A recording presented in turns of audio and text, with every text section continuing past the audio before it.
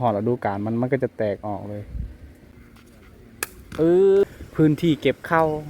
กะยังทรงเก่าทรงเดิมอยู่เลยทุกคน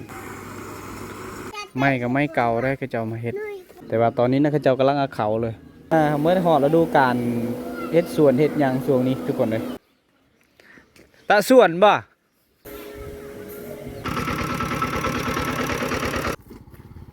ปรีดา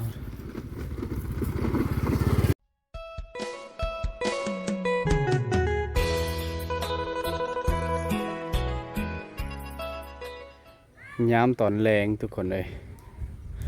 เอาสบายดีทุกคนและกะสบายดีพ่อแม่พี่น้องทุกคนเด้อที่กำลังติดตามและรับชมวิดีโอบ่าวเคบ้านป่าทุกคนเลยเอาตอนนี้บ่าวเคกะจะย่างมาแต่หมู่บ้านบ่าวเคแล้วนะทุกคนเลยพูตอนนี้ก็จะเข้าหอดหมู่บ้านเขาเจ้าเลยกำลังสี่ย่างเลาะส้มหรือว่าเที่ยวส้มวิถีชีวิตสิพาทุกคนไปเที่ยวส้มวิถีชีวิตในยามตอนแรงที่หมู่บ้านชนบทชนเผ่าบรูเลยก็ว่าได้ทุกคนนะตอนนี้ก็น่าจะแมน16 โมงกับ16 โมงกับ30 นาทีเอา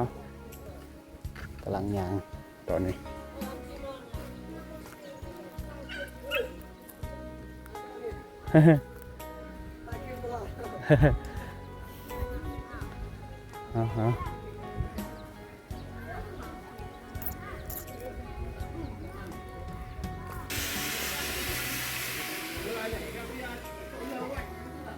ไม้ที่เจ้าอยากเฮ็ดหัวเฮ็ดส่วนได้นะนี่แมนไม้ที่เจ้าลงมาแต่ดงแต่ป่าเลยเจ้าต้องใส่ผ่าใส่ยังนี่แหละมาตัดทุกคนเลยเจ้าแก่ใส่รถไถยังประมาณนั้นถ้าว่าแบกก็จะอาจจะแม่นหลายเที่ยวเลยถ้าว่าแบกนะไม้ตัวนี้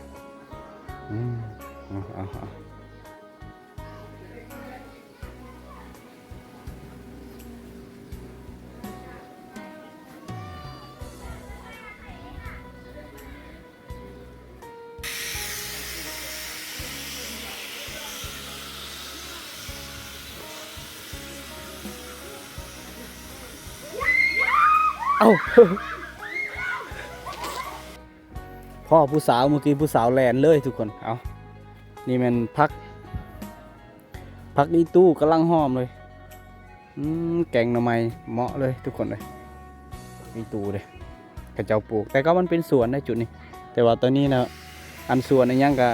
มันบ่ได้มีแล้วไหมนะมันยังเหลือแต่พักจะผ่านไปเป็น1 นาทีได้ตอนนี้กำลังย่างเข้าบนจุดที่กระเจ้าเตะกระต่อนี่แหละทุกคนเลยเอาเน่าอายุ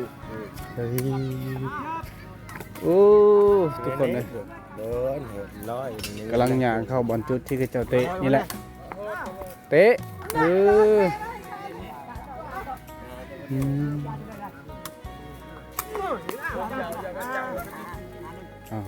นี่ทีมงานกระเจ้า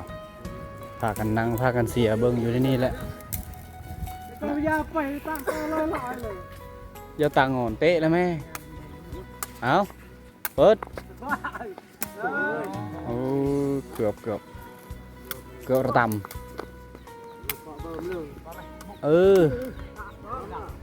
เอา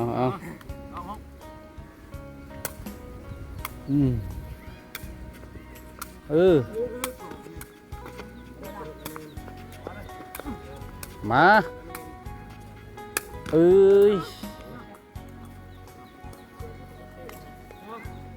มีการดังไฟบ่ไหม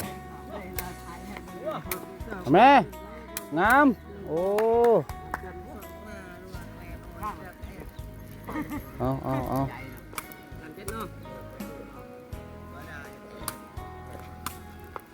ตังเอาแม่ซ้ำกี่แล้วเบอร์เนอะเวียบ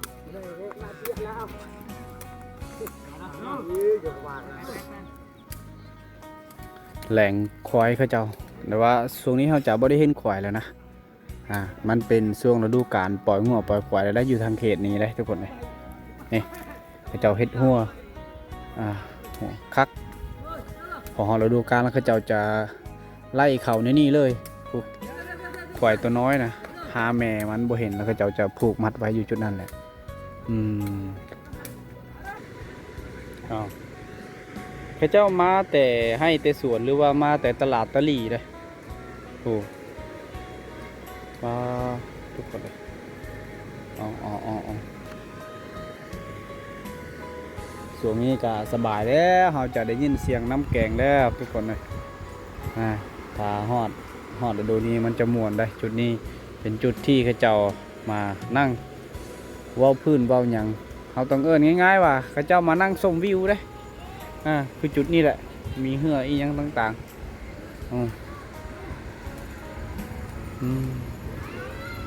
อันนี้คือแคมป์บ้านคือกันทุกคนเลยนี่แม่นเล้าเข้าของเจ้านี่อาจจะแม่นยังใส่งานอยู่ได้คือเขาต้องเอิ้นง่ายๆว่าพื้นที่เก็บเข้ากะยังทรงเก่าทรงเดิมอยู่เลยทุกคน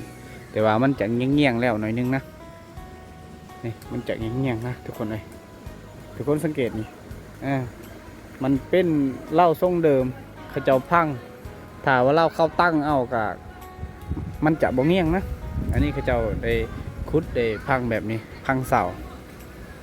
ทุกคนเลยแต่ว่าเขาเจ้ามุ่งโดยสังกะสีกันแต่ว่าขาเบื้องนี้นะเขาจะใส่จะอันแบบเขาเจ้ามาปอกเอาล็อกเอาเปลือกไม้เลยนะล็อกเอาเปลือกไม้เราเข่าได้ทุกคนนะเขาอย่างกันยังเลือให้เห็นอยู่นะ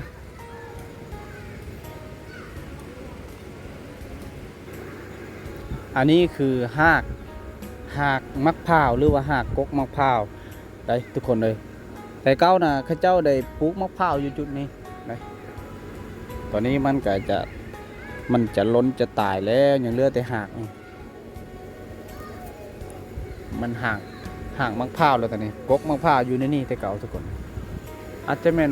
บ้านคนคือกันได้อยู่ในนี้นะแต่ว่าตรงนี้นะเขาจะบ่ได้เห็นบ้านเห็นยังเฮือนคนแต่เก่า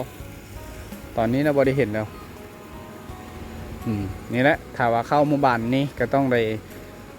บ่ได้พลาดเลยคือจุดนี้นะเป็นจุดที่มานั่งงอยนั่งเบิ่งวิวอย่างทางพุ่นนะคนกำลังลงอาบน้ำเลยก็ว่าได้ทางพุ่นกับบานพักพุ่นก็อาจจะเป็นคนลงอาบน้ำได้อาจจะแม่นเต็มไปด้วยผู้สาวเลยก็ว่าได้ทุกคนเหืออลูมิเนียมเหือเขาเจ้านี่เขาเจ้าจะบ่ได้ดึงลงดึงยั่งเพราะว่าบางทีเจ้าของเหือก็อาจจะบ่ได้มีเวลาไปหาอยู่หากินเขาเจ้าก็เลยมาปะอยู่ที่นี่อาศัยสำหรับคนที่มาหนังมายังมานั่งพักผ่อนมานั่งว่าพื้นนี้ยังอยู่จุดนี้ก็เลยมานั่งอยู่ในเหือนอะไรเท่าช่วงฤดูร้อนนะเขาจะนอนอีกยังประมาณนี้ทุกคนเจ้าจะปัดเจ้ากวาดสาแล้วเจ้าจะนอนเลยถ้าว่าช่วงฤดูร้อนอาจจะเต็มเลยคนแถวนี้สุดเลยเหือตัวนี้นะเขาเจ้ามานั่งเบิ่งนั่งยังอยู่แถวนี้เขาต้องเงินง่ายๆว่าส้มวิวเลยก็ว่าได้เงินเขาเจ้านี่ก็อาจจะติดแคมเซ่อยู่ได้ขึ้นแต่พังเซ่ก็จะหอดเงินเขาเจ้านี้โลดนี่พอเท้าเพิ่นกำลังจักตอกอีหยังอยู่ตารางเฮือนล่ะพอเท้าเขาเจ้าสีเข้าอันนี้พอเท้าเพิ่นกำลังจักตอกอัจจะแม่นจักตอกได้ตามเบิ้ง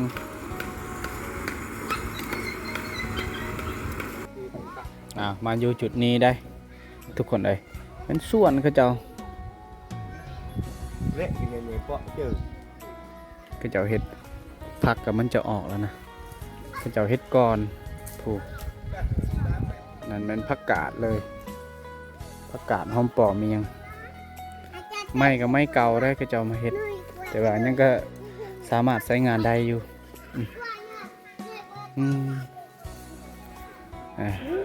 พอได้กินพักอยู่เห็ดแบบนี้เห็ดก่อนครับก็จะได้กินก่อนได้ทุกคนเลย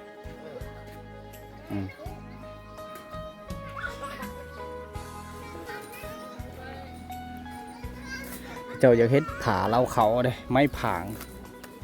ลงมาติดภูเลยพอแห้งได้ทุกคนเลยมันจะอยู่ตามภูตามผาได้ไหนเขาว่าจุดดินเพียงอาจจะแม่งเขาเจ้าปลูกถ้าว่าเขาเจ้า บอดี้ปุ๊กกับมันแบบบอดี้เกิดเลยแต่ว่าตอนนี้เขาจะสารเป็นอันนี้แล้วเขาจะเฮ็ดผาเล่าเข้าอะไรทุกคนอันนี้แม่นเขาเจ้าอยากเฮ็ดส่วนไปโบหมอชื่อกะเกียมส่วนมึมโอ้ตาอันนั้นละโคยังดีเบอร์เต้คือตัวคูขายป่ากี่พอกระจีเบอร์เต้nàyตามอันđấyตาเลยอันนี้โอ้คักเลยเอื่อยเพิ่นเห็ดนะนี่คือเราอยู่บนส่วนบัตรส่วนแม่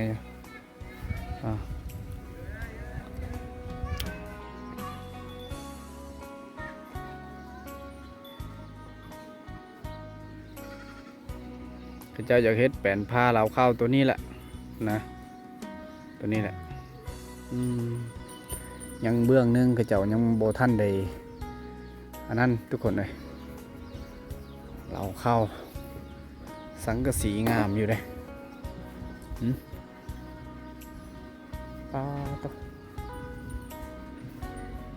ยังอยู่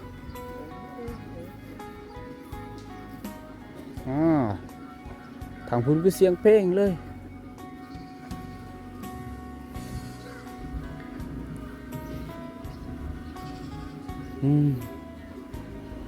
นี่แม่นข้าเจ้าอยากเฮ็ดสินได้ในโมเมนต์แผลเลยแต่ว่าตอนนี้นะข้าเจ้ากำลังเอาเขาเลยนะมันยังบ่ได้ทันเป็นหลายเป็นยังทุกคนเลยหากเอาเข้ามือนี้ได้ตามเบิ่งกำลังสีเริ่มแล้วได้นะ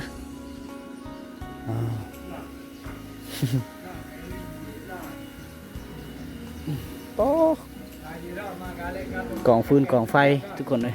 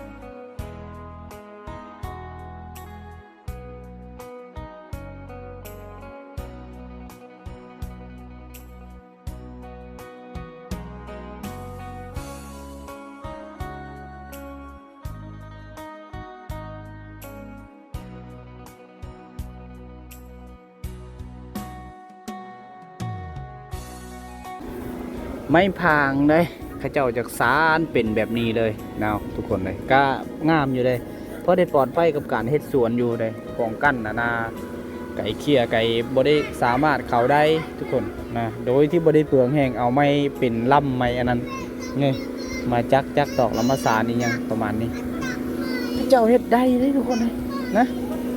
บางทีบ่าวเคก็จะเฮ็ดแบบนี้แหละเมื่อหอดฤดูกาล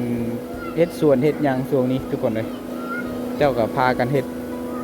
แต่ว่าอันนี้เนี่ยยังบ่ท่านได้หอดมือลงตามเบิ้งนะเขาเจ้าสีลงเฮ็ดอยู่น้ำเซ่อย่าตับไปเด้อไม่ได้อย่าตับไปเด้ออันนี้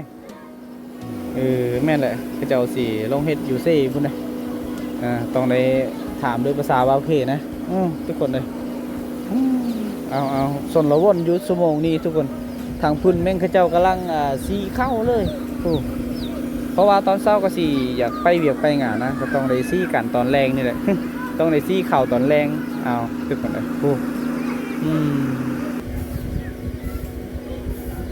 พากันพัดเข่าพัดยังไงชั่วโมงนี้นะข้าเจ้ามานั่งพัดเข่าอยู่ศาลนั่นทุกคนเลย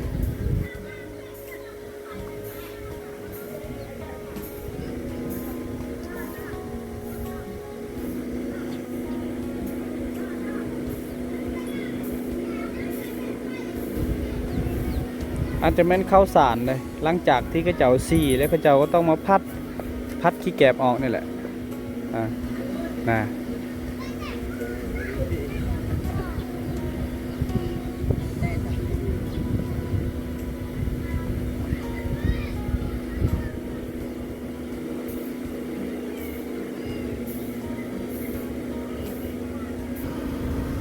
นี่ก็มันน่าจะแม่นคอกแบ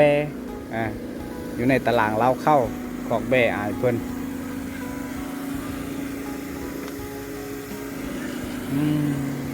พอได้อยู่เลยพอได้อยู่แบเขาเจ้า3 โต3 โตอยู่ข้างในเลยส่วน3 โตอยู่ข้างนอกบางทีก็อาจจะเป็นของผู้อื่นเลยอันนี้นะอาจจะเป็นของผู้อื่นได้ทุกคนเอาก็จะมาตัดเอาไว้เอายางมาเฮ็ดมาออมไว้ก็พอได้อยู่นะ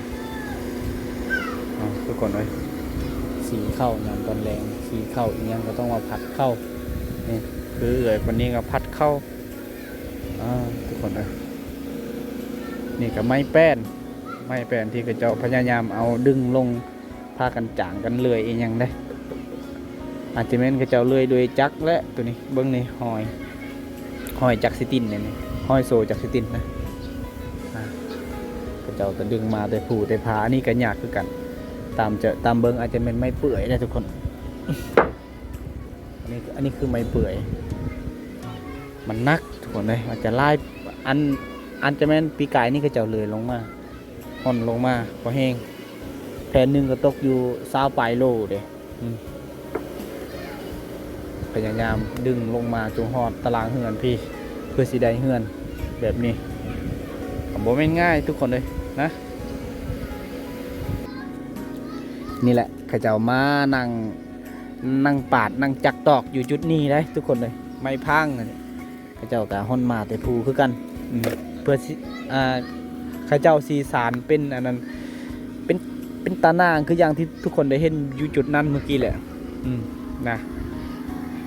ข้าเจ้าสารเป็นตานางแบบนั้นเลยแต่ว่าตอนนี้ข้าเจ้ามาเมียนไว้อยู่นี่ก่อนอาจจะแม่น2-3 เที่ยวข้าเจ้าห่อนลงมาที่ภูได้ทุกคนกับว่าเป็นไงนี่แหละข้าเจ้าจักเฮ็ดแบบนี้แหละแต่ว่าการสารนะมันต้องระวังเลยนี่มันจะบาดมือได้ทุกคนเลยนะข้าเจ้าผู้เฮ็ดก็ยังบ่ได้ละเอียดคือกัน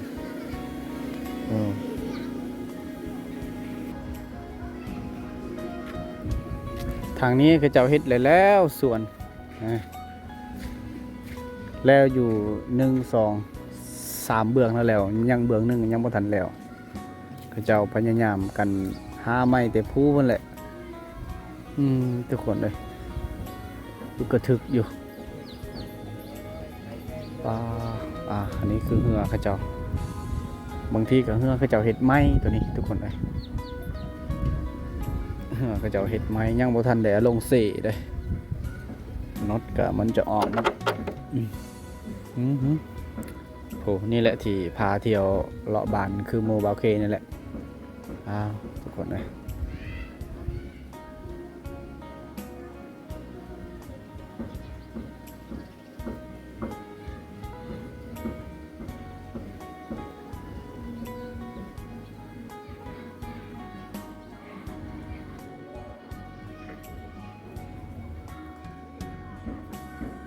ลูกโมเลย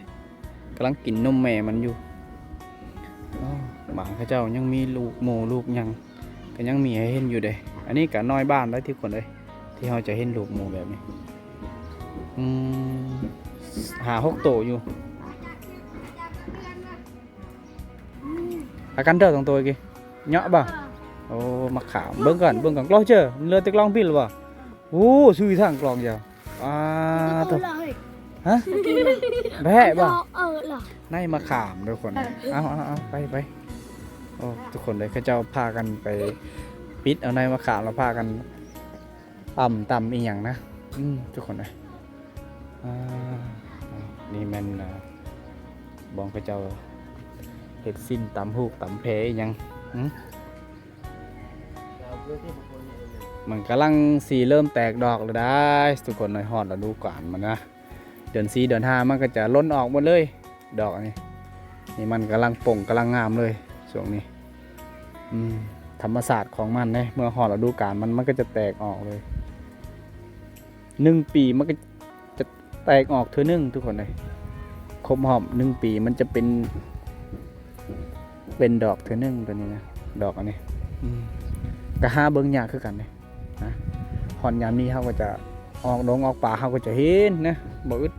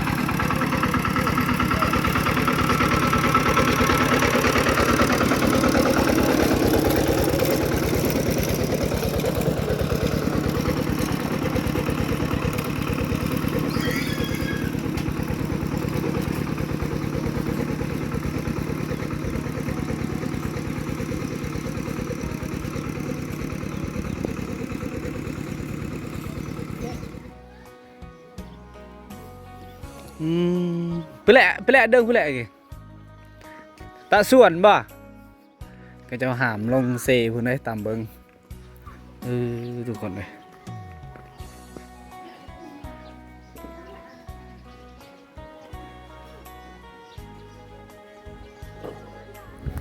ผ่านไปเป็น3-4 นาทีเลยตัวนี้ก็กำลังสียางเมื่อบ้านคือเก่าทุกคนเลยนะไปซื้อน้ำมันแอดซัง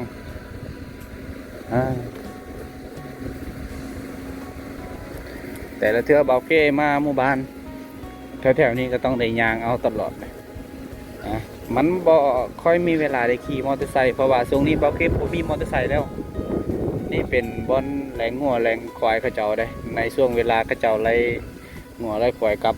เมื่อบ้านเขาเจ้าต้องได้ผูกได้มัดไว้อยู่จุดนี้แหละเอาถ้าว่าช่วงฤดูมะม่วงล้นเขาเจ้าจะอยู่แถวนี้เต็มเลยได้ทุกคนเลยนะเพราะว่าเขาเจ้าทาเก็บมะม่วงล้นนั่นแหละแต่ว่าช่วงนี้มันก็วิทย์ฤดูกาลมันเอานี่แหละทางไปหมู่บ้านวาเคทุกคน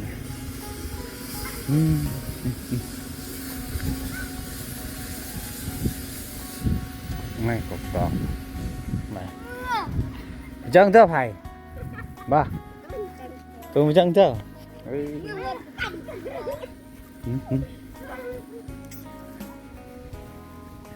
แต่ว่าถ้าว่ามีมอเตอร์ไซค์หรือว่ามีรถจักรก็ต้องเลยไปมาง่ายแล้วช่วงนี้นะทุกคนเลยนี่บอลนี้จุดนี้แล้วเป็นจุดที่ยากในช่วงฤดูฝนจุดนี้แหละยากสุดเลยทั้งมืนทั้งขี้ตมมียังครบสุดแต่ว่าช่วงนี้นะมันเอื่อนเหมือนแต่ว่าเบาเคนะมีแต่ยางนั่นแหละนะว่าสีลุยบอลอื่นอาจจะบ่ได้ไปบ่ได้ทุกคนเลยถ้าว่าสีลุยเขตนอกก็ต้องเลยไปน้ำเพิ่นนั่นแหละน้ำโมเบาเคเบาสลีบานนาเนี่ยต้องได้ลุยน้ำเพิ่นขี่หลังเพิ่นเลยทุกคนเลยขี่มอเตอร์ไซค์น้ำเพิ่นนี่แหละนี่บนจุดรถจักรหรือว่ารถมอเตอร์ไซค์ไปคือไปจุดนี้ย่างไปกับพอได้ย่างได้ทุกคนเลยแต่ว่าช่วงนี้ฤดูนี้บ่ค่อยจะเห็นคนเลยยามแรงก็เนื่องจากว่าเขาเจ้านะไปเวียกไปงานไปให้ไปสวนเลยเขาเริ่มทางให้แล้วก็เริ่มทางสวนแล้วช่วงนี้นะ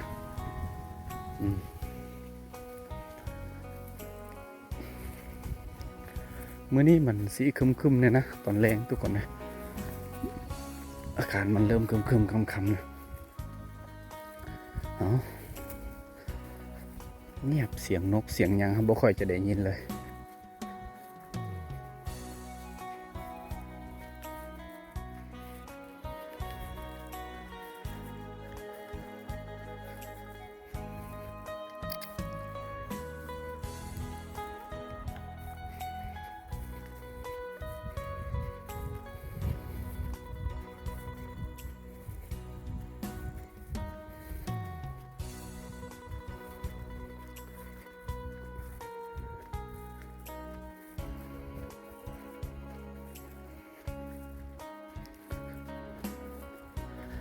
นี่อีกจุดหนึ่งเลยถามว่าในช่วงฤดูฝนนี้คือจุดหนึ่งเป็นจุดที่ยากจุดนี้โอ้ขี้ต้มเต็มไปเลยแต่ว่าตอนนี้นั้นสบายแล้วขี่รถแล่นไปเลย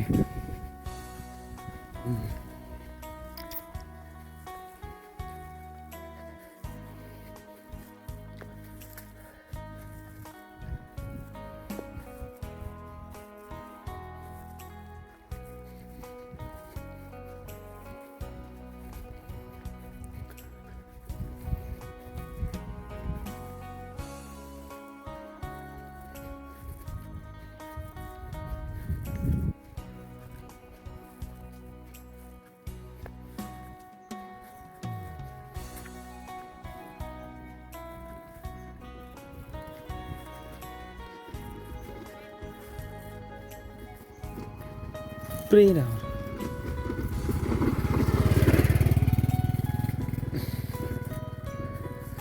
ขี่มอเตอร์ไซค์ก็สบายนะส่วงโดนนี้แล่นไปเลยตอนเช้านี่แถวๆนี่แหละมีนกหลายทุกคนแถวนี้นกหลายเลย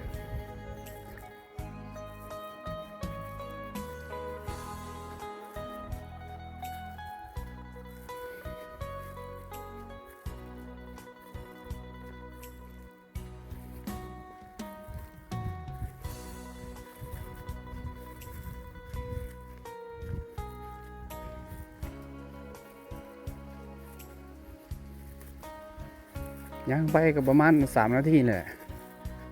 มันก็จะฮอด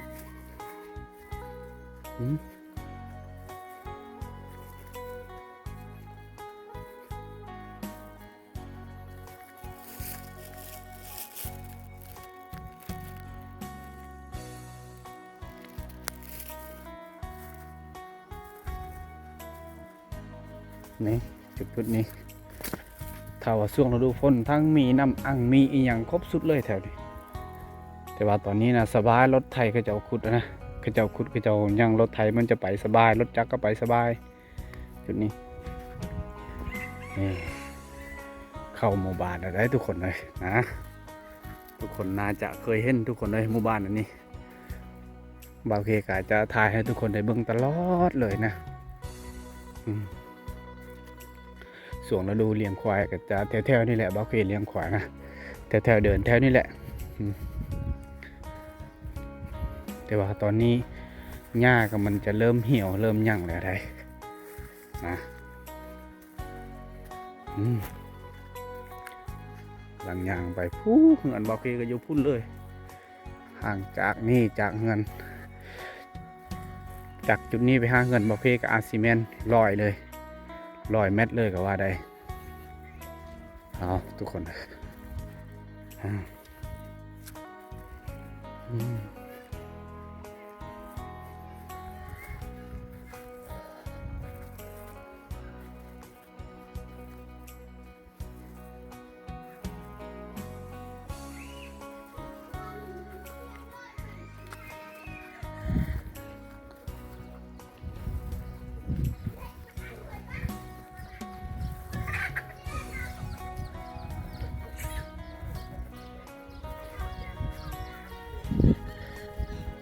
ลูกโมเลย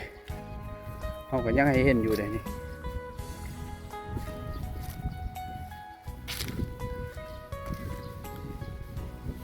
มื้อนี้อากาศสีครึมๆแล้วก็มีลมแน่หน่อยนึงนะ